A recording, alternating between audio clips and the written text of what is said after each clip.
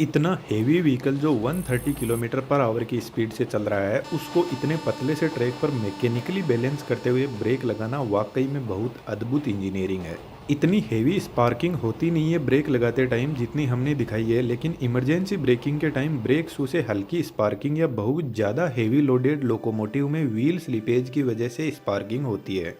Train के इस डिब्बे को कोच बोलते हैं। आप जो कोच देख रहे हैं वह एलएचबी कोच है। इसके नीचे दो बोगी लगी रहती है जिनमें चार चार व्हील्स होते हैं और इन 8 व्हील्स पर इक्वल ब्रेक फोर्स अप्लाई होता है। अब ट्रेन चाहिए कितनी भी लंबी हो, हर व्हील के पास में ब्रेक फोर्स पहुंचता है, लेकिन इस ब्रेक फोर्स का मास्टरमाइंड इंजन में लगा हुआ एक पावरफुल कंप्रेसर होता है। यह कंप्रेसर एयर ब्रेक, ट्रेन के एयर सस्पेंशन, बाथरूम, हॉर्न सभी को एयर सप्लाई करता है। यह स्पाइरल टाइप कंप्रेसर है जिसको किसी और वीडियो में बात करेंगे। इसके साइड में दो स्पाइरल लगे हैं जो एयर प्रेशर क्रिएट करते हैं और बीच में एक पावरफुल 3 फेज इंडक्शन मोटर लगी रहती है। इस कंप्रेसर से दो पाइप निकलती है, एक break pipe in short BP जो ग्रीन कलर की होती है और second feed pipe in short FP जिसका कलर व्हाइट होता है। जब इंजन को ट्रेन के कोच से कनेक्ट किया जाता है तो उसी टाइम इन दोनों ब्रेक और फीड पाइप को भी कोच से कनेक्ट कर दिया जाता है। लेकिन दोस्तों, जब इंजन कोच से कनेक्टेड नहीं रहता है तब भी उनमें प्रॉपर इलेक्ट्रिसिटी की सप्लाई रहती है। कमेंट में जरूर से लिखना कोच में कहाँ से सप्लाई आती है। इंजन और कोच के दोनों साइड में ही वाल लगे रहते हैं जिनको एंगल कोक बोलते हैं। इनका यूज जब इंजन को अलग किया जाता है तो इन पाइप से प्रेशर कम ना हो जाए इसलिए बंद कर दिया जाता है। अब यह दोनों पाइप हर बोगी से होते हुए ट्रेन के लास्ट कोच की बोगी तक जाती है। हम किसी एक बोगी का ब्रेक मैकेनिज्म समझते हैं। इंजन में रखा हुआ कंप्रेसर इस फीड पाइप में कॉन्टिन्यूसली प्रेशर भेजता रहता है और फीड पाइप इस रिजर्वोयर से कनेक्टेड रहती है। लेकिन रिजर्वोयर में एयर भेजने से पहले एक वाल लगा रहता है आगे के मैकेनिज्म को मेंटेनेंस के काम के लिए, और एक डस्ट कलेक्टर लगा रहता है जो डस्ट को आगे नहीं जाने देता। इसके अलावा एक नॉन रिटर्निंग वाल जिसको शॉर्ट में एनआरवी बोलते हैं जो सिर्फ फीड पाइप से एयर को रिजर्वोयर में आने देता है लेकिन वापस नहीं जाने देगा। कंप्रेसर इतना हाई लेवल का प्रेशर भेजता है कि इस रिजर्वोयर में पर सेंटीमीटर स्क्वायर में 6 केजी एयर को कंप्रेस करके भर दिया जाता है। इस रिजर्वोयर की कैपेसिटी 125 लीटर एयर की होती है। रिजर्वोयर के पास में एक और 75 लीटर का टैंक लगा हुआ है जो टॉयलेट में एयर प्रेशर को भेजता है। अभी हम इसके बारे में बात नहीं करेंगे इसलिए हमने इसके कनेक्शन भी नहीं किया है।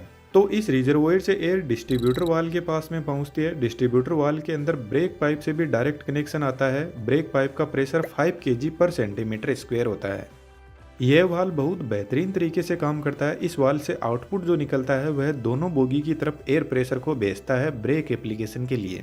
डीबी में एक पिस्टन दिखाई दे रहा है जिसमें नीचे की तरफ रिजर्वोयर से प्रेशर आ रहा है और ऊपर से ब्रेक पाइप का प्रेशर आ रहा है, तो पिस्टन एक जगह रुका रहेगा। जब ट्रेन का ड्राइवर ब्रेक लगाता है तो वह ब्रेक पाइप के प्रेशर को कम करने लगता है जिसकी वजह से फीड पाइप से आ रहा प्रेशर इस पिस्टन को ऊपर की तरफ फोर्स लगाएगा, जिससे फीड पाइप का एयर प्रेशर का कनेक्शन ब्रेक सिलेंडर की पाइप से हो जाएगा और रिजर्वोयर में भरी हाई प्रेशर एयर दोनों साइड में लगी बोगी की तरफ जाने लगेगी। दोस्तों, यह एग्जॉस्ट पाइप है। यहाँ पर जो पिस्टन लगा है उसकी डिजाइन कुछ इस टाइप की है और वह इसलिए क्योंकि जब feed pipe brake cylinder pipe से कनेक्ट होती है उसी time break pipe exhaust pipe से कनेक्ट होती है, तो पिस्टन ब्रेक पाइप के प्रेशर को एग्जॉस्ट पाइप से रिलीज नहीं होने देता। अब इस कंडीशन में रिजर्वोयर का प्रेशर धीरे धीरे डाउन होने लगता है, लेकिन कंप्रेसर इस प्रेशर को डाउन होने नहीं देता, कॉन्टिन्यूसली एयर को भेजता रहता है। यदि लोको पायलट जितनी स्पीड से ब्रेक पाइप का प्रेशर रिलीज करता जाएगा उसका 2.5 टाइम्स प्रेशर ब्रेक सिलेंडर की तरफ जाएगा। फॉर एग्जाम्पल, यदि लोको पायलट ने 1 केजी पर सेंटीमीटर स्क्वायर ब्रेक पाइप का प्रेशर डाउन किया तो ब्रेक सिलेंडर की तरफ रिजर्वोयर से 2.5 केजी पर सेंटीमीटर स्क्वायर प्रेशर जाएगा।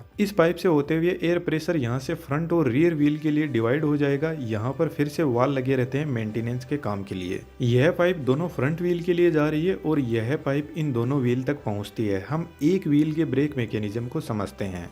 एयर प्रेशर सबसे पहले ब्रेक सिलेंडर में आता है। ब्रेक सिलेंडर में डायफ्राम होता है जो एयर के प्रेशर से कुछ इस तरीके से मूव करता है। अब डायफ्राम का फोर्स इस पिवट पॉइंट पर पहुंचता है और इस पिवट पॉइंट से ब्रेक फोर्स ब्रेक शू पर जाता है और ब्रेक शू ब्रेक डिस्क पर घिसने लग जाता है और धीरे धीरे ट्रेन का व्हील रुकने लगता है। यह सेम प्रोसेस सभी व्हील्स के साथ में होती है। ब्रेक डिस्क कुछ इस टाइप की बनी होती है जिसमें कुछ ऐसी बार होती है जो इसकी कूलिंग में हेल्प करती है।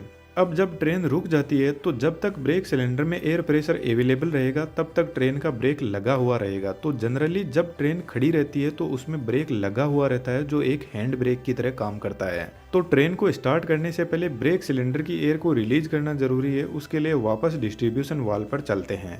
जब तक ट्रेन में ब्रेक अप्लाई रहता है तब तक रिजर्वोयर जिसमें एयर फीड पाइप से आती है वह कंटिन्यूअसली इस पिस्टन को ऊपर की तरफ फोर्स लगा के रखती है। लेकिन ब्रेक रिलीज के टाइम कंप्रेसर फिर से ब्रेक पाइप का प्रेशर बढ़ाने लग जाता है और एक कंडीशन आती है जब पिस्टन वापस नीचे की तरफ आने लगेगा, जिससे रिजर्वोयर का कनेक्शन हट जाएगा और ब्रेक सिलेंडर में जो पाइप अब तक प्रेशर भेज रही थी उसका कनेक्शन इस एयर रिलीजिंग पाइप से हो जाएगा। डायफ्राम के पास में एक स्प्रिंग लगी रहती है जो डायफ्राम को वापस नॉर्मल पोजीशन पर आने के लिए फोर्स लगाती रहती है। तो जैसे ही ब्रेक सिलेंडर वाली पाइप का कनेक्शन इससे होगा तो स्प्रिंग ब्रेक सिलेंडर की एयर को पूरी बाहर की तरफ रिलीज कर देगी और ब्रेक रिलीज हो जाएगा। ट्रेन के ब्रेक रिलीज करते टाइम कुछ ऐसी आवाज एयर की हमें सुनाई देती है।